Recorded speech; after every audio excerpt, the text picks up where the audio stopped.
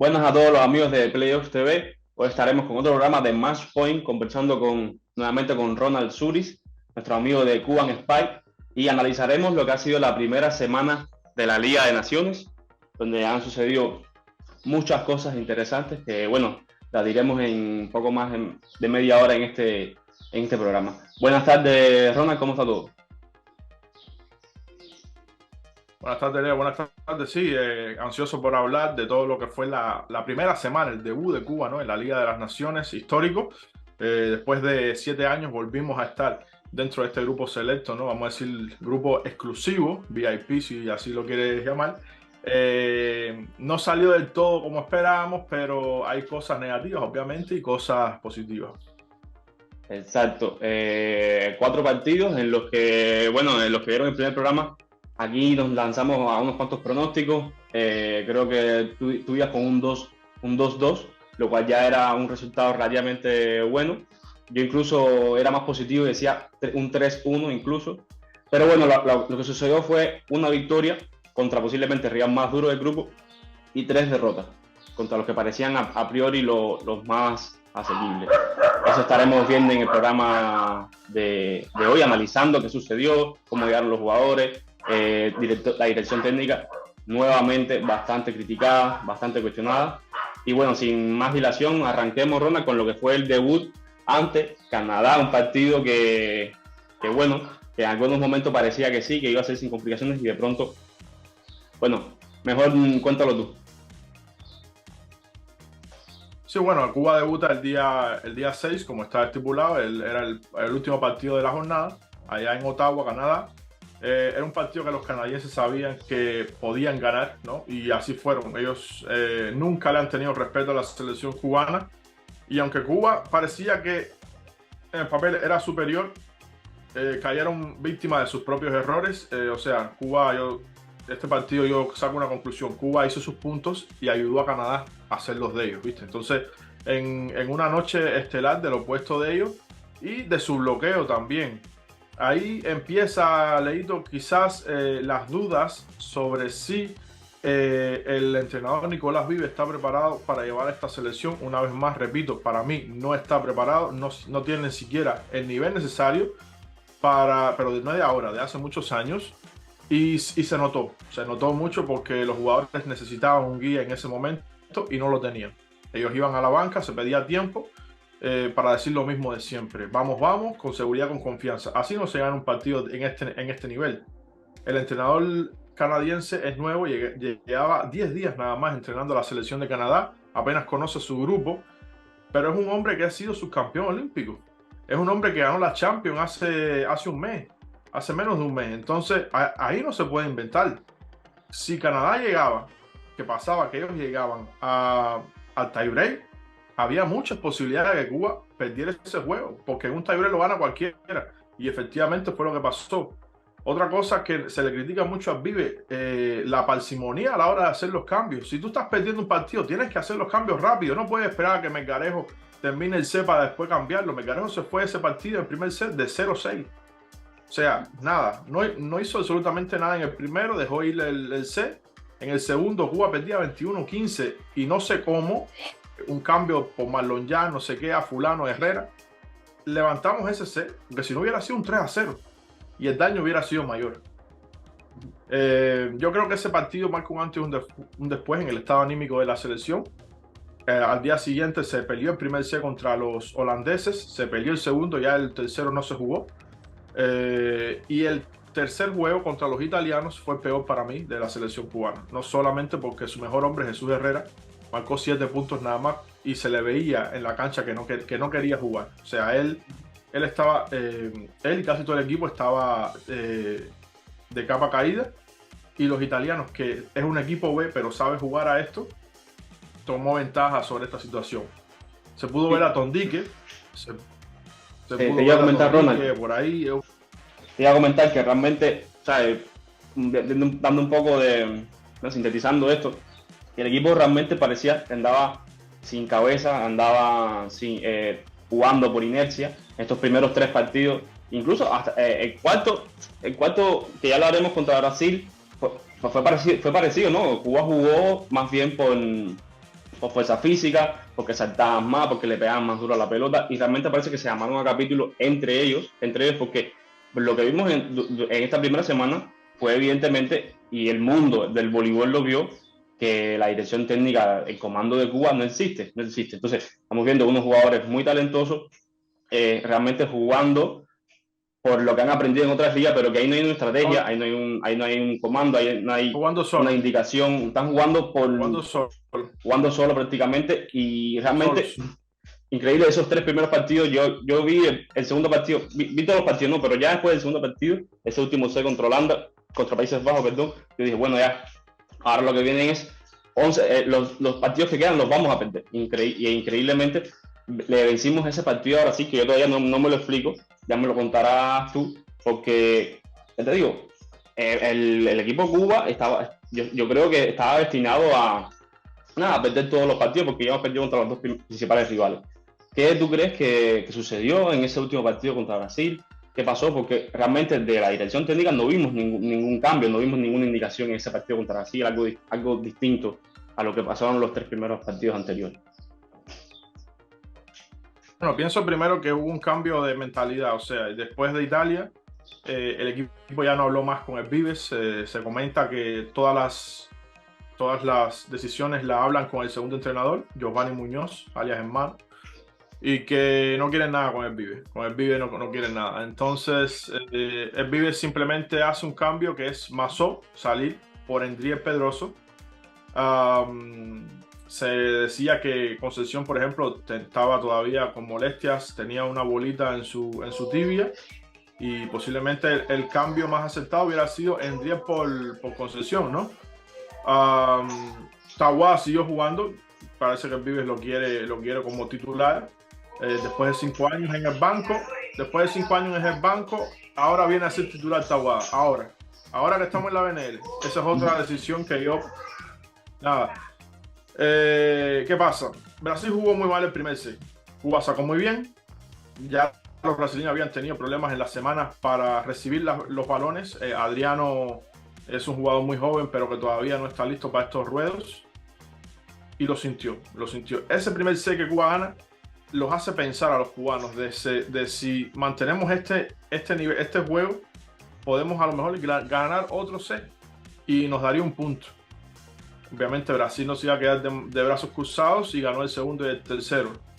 Pero otra vez en el cuarto vuelven los problemas internos en Brasil, muchos errores por parte de los brasileños, que casi no lo hacen. Eso fue uno de los factores también que decide este juego. Y Cuba fue a lo suyo. Cuba fue, como dijiste, a atacar, a darle duro a la pelota. El bloqueo por fin salió el bloqueo, que no siempre, pero cuando sale, bienvenido sea. Creo que la figura de Endriel para dar soporte en este aspecto fue muy importante. Muchas veces fue con 8 puntos, pero 3 de ellos fueron de bloqueo.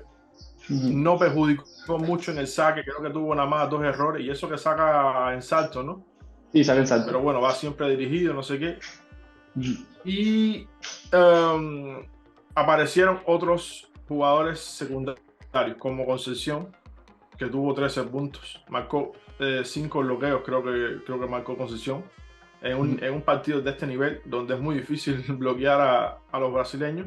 El MVP del partido. Yo creo que el factor clave para mí fue que Tahuada por fin no perjudicó al equipo. Y es algo que en los momentos claves uno pensaba, Tahuada la va a hacer, y pasó su mejor partido en la selección, en su carrera deportiva, en todo. Los comentaristas de otros países estaban diciendo, pero ¿cómo es posible que un equipo que ha perdido los 3 primeros partidos se presente así contra Brasil? Y uno de los lastres del equipo, que sea el pasador, pase como de Checo. Estaba poseído por de Checo. Obviamente no todo fue perfecto. Cuba llegó a estar 12-8 en el tiebreak y Brasil lo empata. En ese momento yo pensé, hasta aquí llegamos. Y fueron ahí siempre por encima en el tanteador hasta que el saque de Sur de Herrera, que por cierto fue, vamos a decir así, notado por la Federación Internacional, y hicieron un post diciendo que ha sido el único jugador en esta BNL 2023 que ha marcado, el primero que ha marcado 30 puntos o más. Entonces, y segundo máximo anotador de la Liga de Naciones, por detrás de lo puesto de de Francia. Sí, Ronald, de esta primera semana, creo que lo más crítico fue, ya lo comentamos, la dirección técnica y el tema del pasador, que a excepción de ese último partido contra Brasil, realmente fue crítico. Y además era incluso más crítico a la vez que tu pasador titular lo hace mal y no lo sustituyes, no lo cambias, ¿no? Entonces, ¿para qué llevaste a 3 pasadores? No sé que Don Dique, bueno, más inexperto, tuvo muy pocos chances realmente, muy pocos chances. Y el caso de Goite, ¿qué pasa con Goite que, bueno, llevaba todo este tiempo siendo el titular? ¿Qué pasa con Goite que no juega? Goite, que según lo que se comenta, vino con 14 kilos de sobrepeso y en un mes y tal tú no bajas eso. Entonces, para la gente en Cuba, estar fuerte quiere decir que tú estás gordo. Goide yo lo había visto en las historias, en las redes sociales y tal, que es una persona que le gusta hacer ejercicio. Y cuando tú haces ejercicio, tú necesitas comer. O sea, comer para tener un físico así, estar fuerte. Y parece que eso no gustó cuando lo vieron en Cuba. Y dice, no, tú estás pasado de peso. A ver, señor, hay jugadores más corpulentos por su físico hereditario que otros. ¿Me entiendes? Pero si hace lo mismo que hacía estando, no sé, cuando era más joven, cuando tenía 20 años, que todos estaban flacos, porque vivían en Cuba, ¿cuál es el problema? Y no lo pone. Entonces ahí yo creo que se ha caído también una falta de respeto hacia Goide, porque ha sido el pasador de Vives por tantos años, y de buenas a primeras tú decías que Taboada es tu pasador titular. Taboada, que te digo, yo conozco personalmente a Taboada, no tanto como me gustaría, pero es un buen muchacho. Yo pienso que la culpa no se le debe achacar toda a Taboada, porque al final quien tiene la potestad para hacer los cambios es el entrenador. Taboada no le va a decir, Vive, cámbiame que estoy pasando mal. Eso ni pensarlo. Eso a un deportista, más a un hombre, yo creo, o a cualquier persona, es una parte un profesional. Entonces yo pienso que los cambios deberían venir por la gente que tenía la potestad de hacer, que es Nicolás Vives, y no los hizo. Entonces, en el segundo partido, segundo partido contra Holanda, pone a Tondique cuando el partido ya está perdiéndose por 10-6. ¿Qué es eso? Pones a Marlon, que estaba en el banco, Leo, ya frío, que ya se estaba quitando casi los espadarapos, y lo pone. ¿Qué pasa si se lesiona Marlon Young? Como yo refería ahí en mi página. Eso es negligencia, porque el partido ya estaba perdido ya. Entonces todos estos detalles y cada un detalle se acumulan por 7 años, ¿sabes? Porque ya el Vive ya lleva 7 años, todo bien que no se hubo. Él ganó ahí tiempo en la pandemia, 2 años. Ganó tiempo porque después de la pifia en Vancouver vino la pandemia y los jugadores todavía no estaban listos. Los jugadores en el 2020 no tienen el nivel que tienen ahora. Todos jugaban en Argentina. Recordarás que Marlon jugaba en Francia. En el 2020 puede que todavía no clasificaríamos a la BNL, o sí, de dependencia. Y todos estos problemas, si clasificaríamos a la BNL, tenían que haberse dado en el 2021. Y no se dio por la pandemia, ¿viste? Pero bueno, por lo menos en el 2021 hubiéramos tenido más tiempo para preparar el equipo, para decir, ok, todavía ustedes están jóvenes y tal, pero estamos en la BNL, vamos, coger palo es lo sí, no, definitivamente Nicolás Vives está pasado su tiempo en la selección nacional como director técnico. Es increíble, fíjate, se quedaba tan en evidencia cuando creo que tengo entendido que para el nivel 1 de entrenador internacional tienes que saber inglés. Vamos a hablar solamente del inglés, de Nicolás Vives. Nicolás Vives no sabe hablar inglés. Y entonces las entrevistas ahí quedaban en inglés. O sea, ese es un tema ya extradeportivo, pero yo creo que evidencia mucho el tema de preparación de la dirección técnica de Cuba, que no está al nivel de nuestros jugadores. Y ya era algo que había quedado demostrado en el Mundial pasado. Ya había quedado demostrado, pero otra vez, de nuevo, digamos, la federación quiso, no sé, imponer su criterio y dejó a Nicolás Vives, creo que hasta París 2024, si es que se clasifica, va a estar ahí. Entonces, al final están jugando, yo creo que están tomando muchos riesgos con una generación talentosa que ya no piensa como las generaciones de los 90, de los 80, digamos.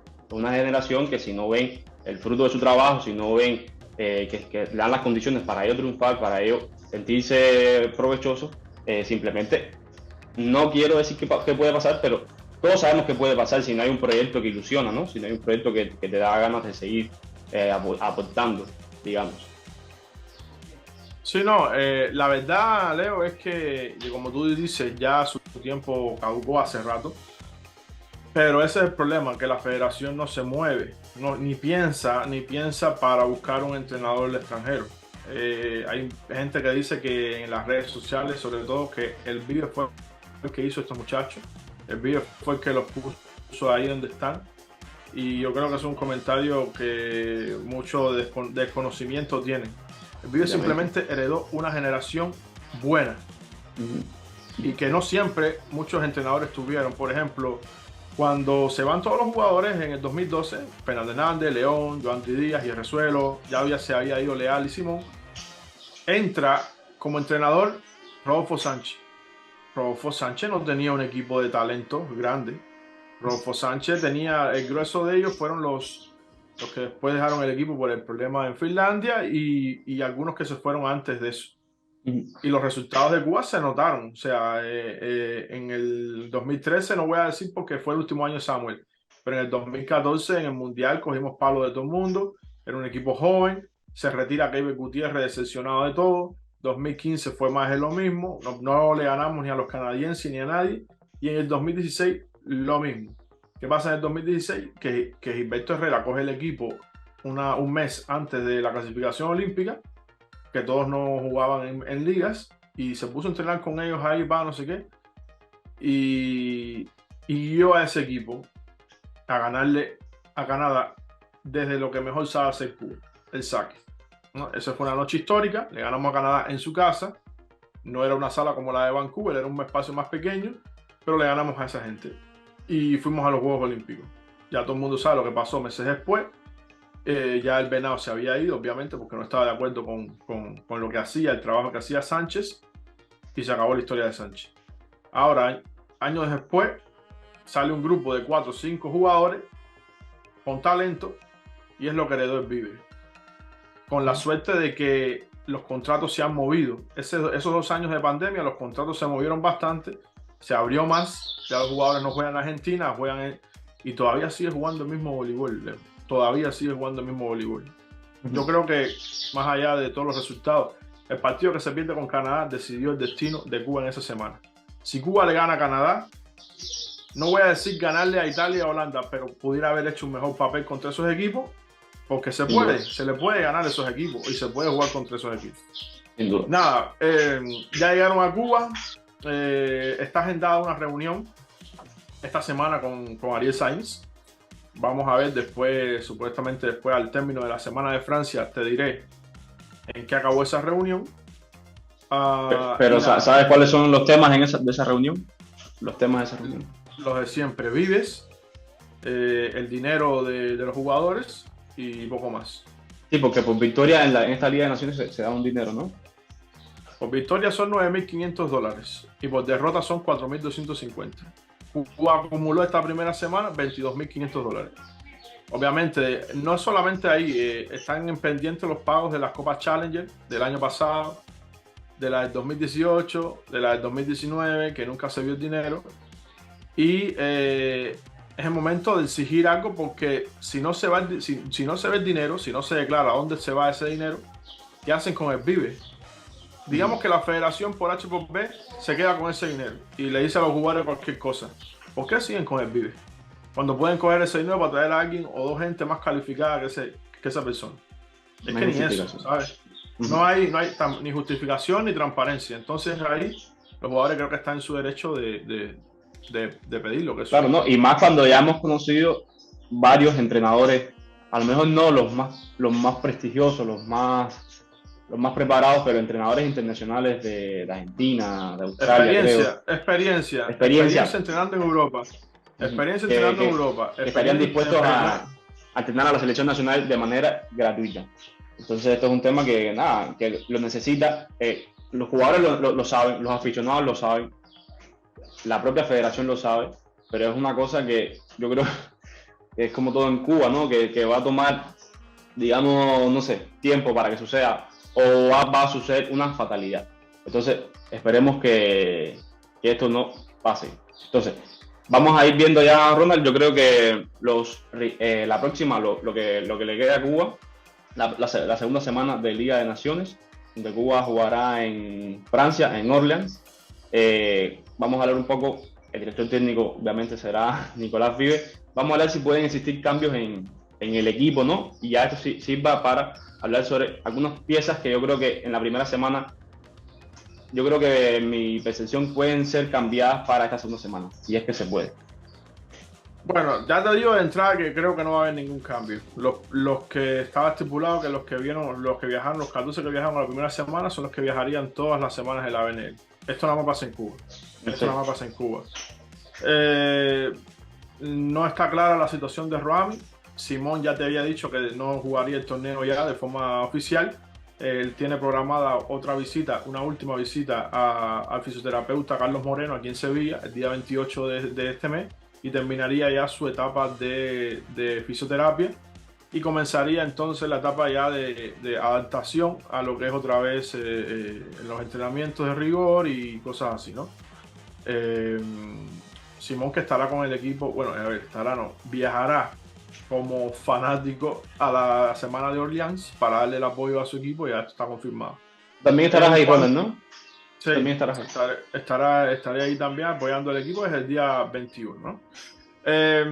Sobre los cambios, todavía no se sabe la situación real de Roami Alonso de cara a las próximas competencias. Yo descarto totalmente que sea llamado para esta competencia. Tampoco es necesario, sí es necesario otro central, pero creo que es mucho riesgo traer a alguien que está recuperándose recientemente a un torneo de tan alto nivel. Yo creo que eso no sería lo más prudente, realmente. Sobre Cárdenas, que era la otra pieza que podía incluirse dentro del elenco y no está, tampoco hay muchas vistas para que integre el elenco, ya que bueno, llegó tarde, fue el que más tarde llegó, y el Vives no cuenta con él desde el año pasado. Entonces es una pena porque Cárdenas, bueno, fue anunciado recientemente al Padova, un equipo donde va a jugar seguramente, lo mismo que José Miguel. Y este año veremos si Cárdenas puede dar ese salto, ¿no?, que le hace falta. Porque, a ver, la posición del cuarto auxiliar dentro de una selección es muy relativa. Normalmente los entrenadores lo que hacen es ese cuarto auxiliar, esa cuarta posición, para llevar a un especialista, ya sea en saque o ya sea en defensa. Y cuentas con 3 auxiliares que sí pueden entrar y salir cuando lo necesite. Ese detalle está en el Cuba tomado.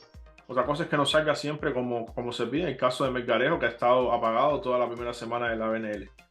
Pero Cárdenas, sí, Cárdenas es más un perfil más agresivo, más para el saque. Cambio natural para mí de Miguel Ángel López. Y eso. Va a ser muy difícil verlo en esta BNL. Yo pienso que no se cuenta con él para la Es una lástima porque realmente o sea, si yo fuese director técnico, después de ver la primera semana de José Miguel Gutiérrez, que no es por recriminar de nada, simplemente yo sé, debe ser bastante difícil salir desde el banco y hacer un ace o hacer daño con el servicio así de pronto, es difícil, pero realmente quisiera haber visto a Cárdenas, ¿no?, en esta Liga de Naciones, como mismo, por ejemplo, el segundo puesto de Cuba, Miguel David Gutiérrez. Quisiera probar, a lo mejor ya traer a Alejandro, ¿por qué no darle la oportunidad a Alejandro?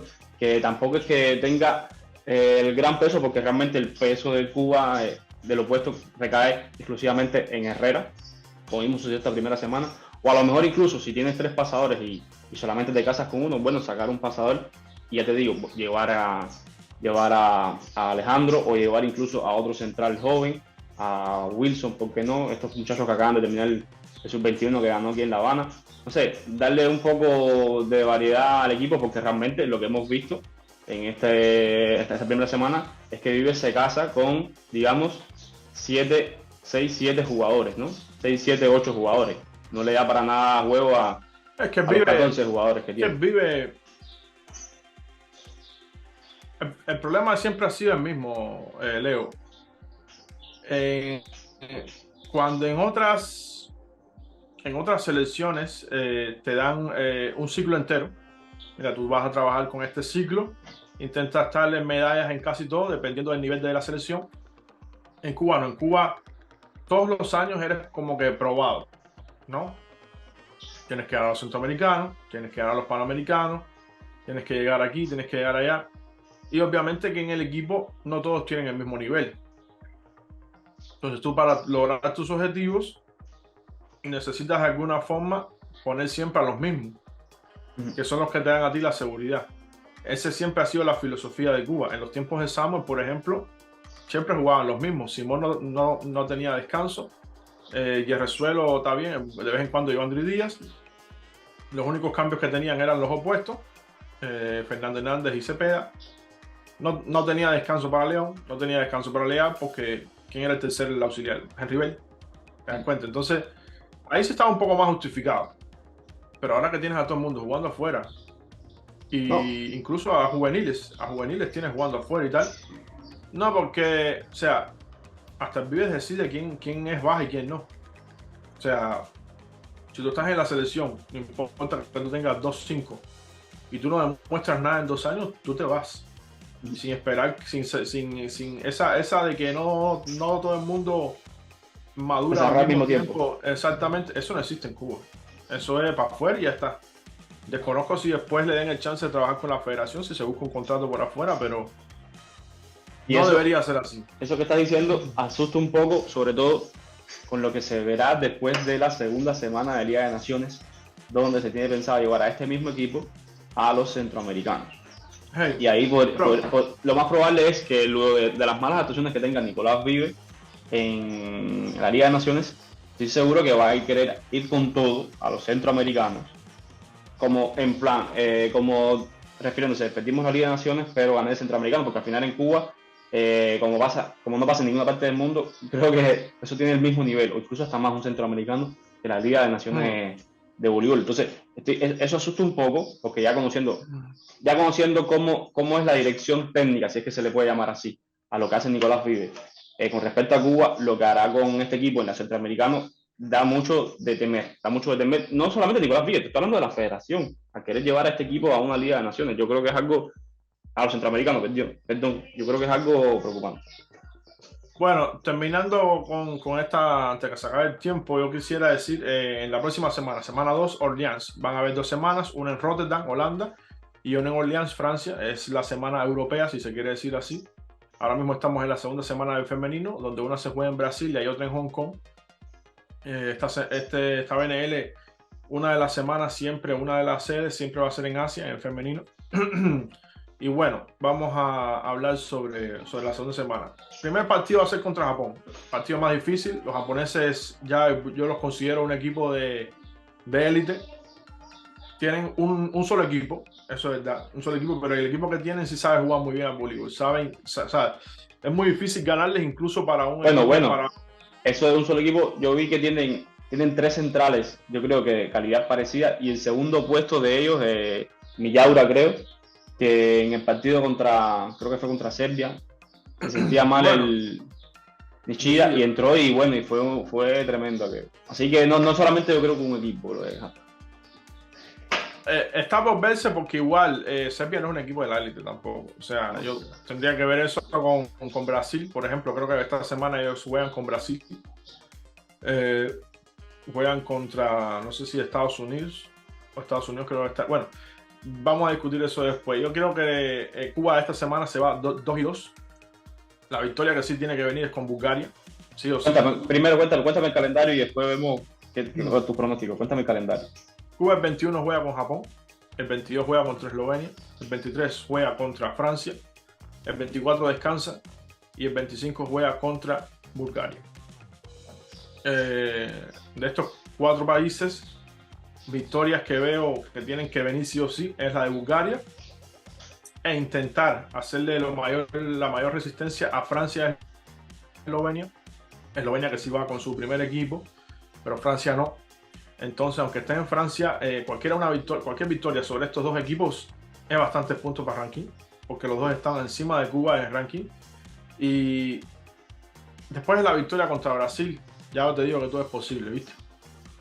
Quizás Cuba entró muy fría a la BNL, ya esto no le va a permitir clasificar hipotéticamente para la ronda final, pero ahora es sobrevivencia, permanecer un año más en la BNL y yo creo que esta semana es más complicada que la primera, Ronald. Yo creo que en esta semana un resultado positivo, un resultado bastante bueno serían 2 victorias. Serían 2 victorias. Yo creo que en la primera semana creo que algo positivo eran 3 victorias. Esta semana creo que son 2. Porque te digo, contra Eslovenia y contra Francia yo creo que no vamos a ganar los 2 partidos. Más como se vio el equipo cubano, que creo que pasa mucho por ánimos, por picos de ánimo, ¿no? Por cómo se sientan los jugadores en ese momento.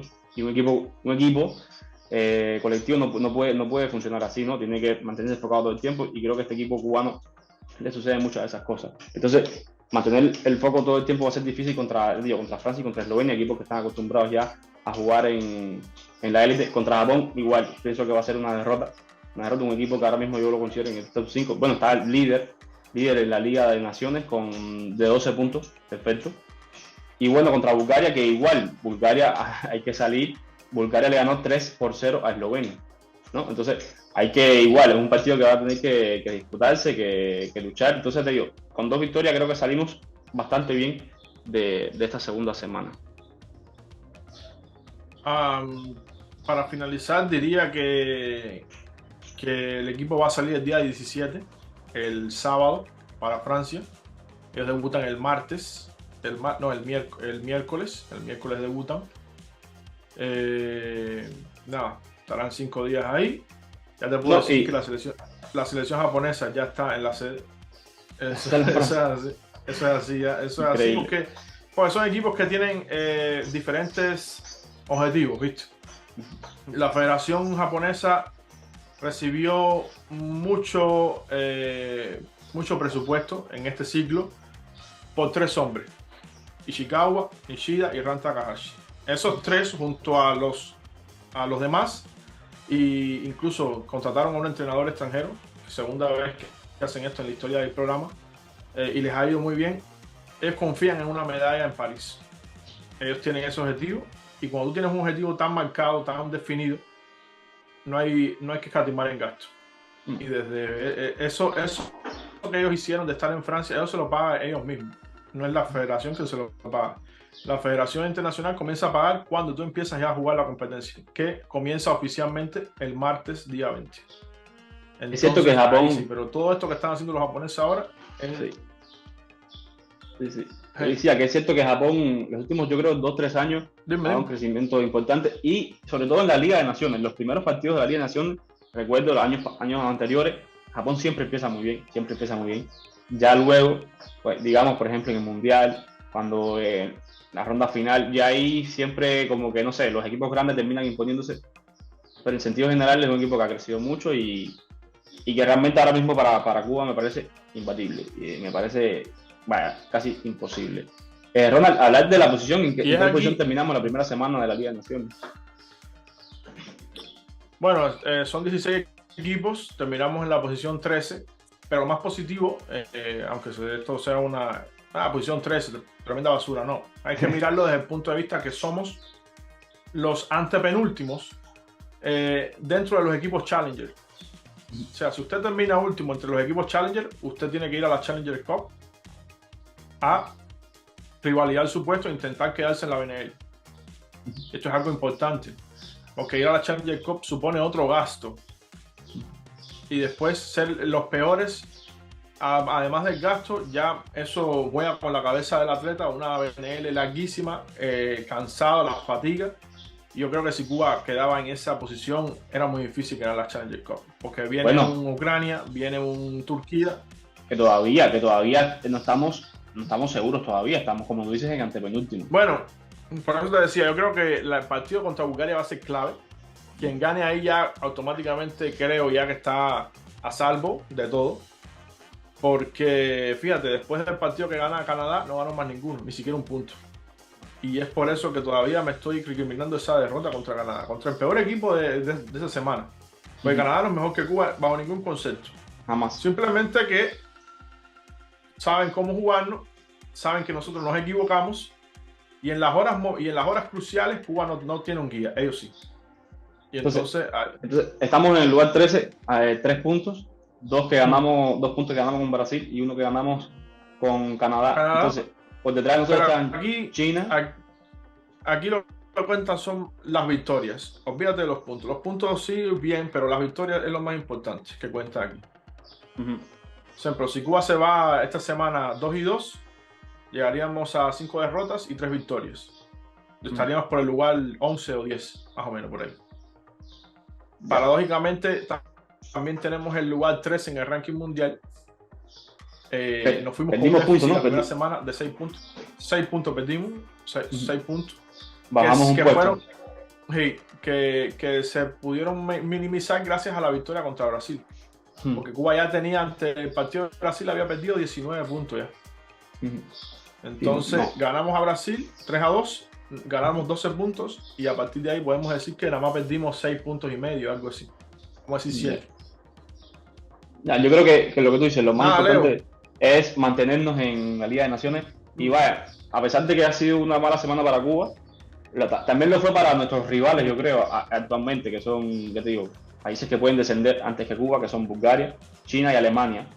3 selecciones que están por detrás de Cuba, precisamente. No, y Canadá, Alemania no desciende. Es Eslovenia, Holanda, China, Canadá, Cuba y Bulgaria. Son los países que descienden. Alemania puede estar en el último lugar que no va a descender.